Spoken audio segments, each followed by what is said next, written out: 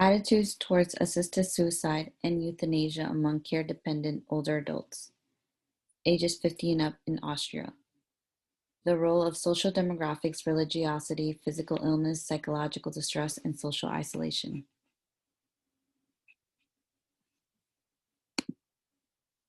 Article summary. The purpose of this article was to assess the attitudes towards euthanasia, UT, and assisted suicide, AS, among care-dependent older adults in Austria. Furthermore, the author wanted to understand the reasoning behind the idea of whether it was accepted or not. The study aimed to understand their view by addressing different types of factors that would likely influence the thoughts of the individual. The factors were social demographics, religiosity, physical illness, psychological distress, and social isolation.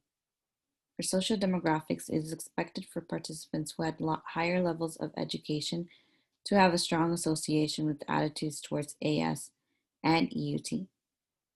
This is because, with higher levels of education, there tends to be a more liberal and open way of thinking in terms of freedom and having rights to your own body. For religion, depending on how true the individual is to religion, it would most likely persuade them not to be for AS or EUT. This is because in most religions, the idea of taking your life is considered a sin. As for physical illness, it was expected for individuals to most likely take a positive stance towards AS or EUT, more for assisted suicide. Depending on how serious the illnesses are, they would have empathy for those who are in the same position as them and have a better understanding. The fourth one was care-dependent older adults who suffer psychologically. And these are for individuals who feel alone and unhappy with their life. They have little prospect of improvement and are expected to be more open towards end-of-life decisions. As for the fifth, was social isolation. These are those who depend on care for others for daily tasks, live alone, and those who are isolated from others. It was expected for them to be more accepting of both AS and EUT because this was perceived as having more control over your body than they usually do.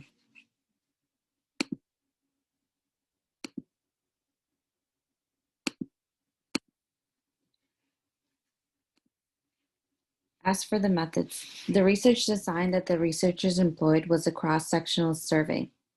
The study participants were Austrian care-dependent older adults, age 50 and up. To find the participants, screening questions had to be performed that asked individuals, may I ask you, quote, may I ask you, is there someone living in your household who is officially classified as care-dependent? Once that was obtained, the participants chosen were randomly picked for the interview. A total of 501 participants were used, and a computer-assisted personal interview called the CAPI was conducted. After this, a total of 8 surveys were not useful and was now reduced to a total of 493 respondents. For all participants, they were told that their information would remain anonymous and that they could end the survey at any time. The questions pertain to the 5 main points described in the previous slide. For social demographic, it was divided by sex, age, and education, as well as where they lived. For low education, it was based on primary and lower secondary education. To be considered for high education, it was upper secondary or higher education. For the area of living, it was divided into 3 categories: rural, village, town, and city. As for religion, the scale that was used was asking the individual how religious they were. Physical illness was broken down into 3 variables. The first was poor self-rated health questions. The questions would say, and I quote, would you say your health is, and it would ask where answer categories ranged from 1 being very good to 5 being very bad. And that was based on the ability to do everyday activities. Their sensory functions were measured as well. Psychological distress was measured by 4 variables. The first was fear of death, and that was measured by a subscale. The second was perceived burdensome, which was measured by the same subscale as well. It had questions like, and I quote, "These days I think I make things worse for the people in my life."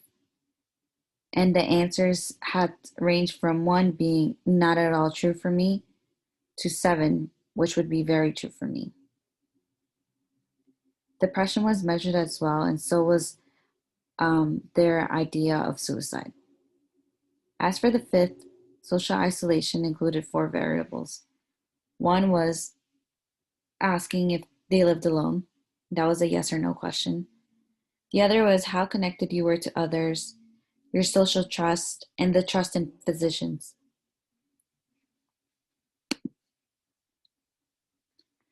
As for the results, 58.2% of the sample were women, and average age was 73.2 years. In total, 28.6% of the respondents lived alone, with women being more likely to live alone, 36.2% than men. 22.9% lived in rural areas or villages, and 18.7% in towns, and 58.4% lived in cities. Approximately 25% approve of AS and EUT. The attitudes towards AS were favorable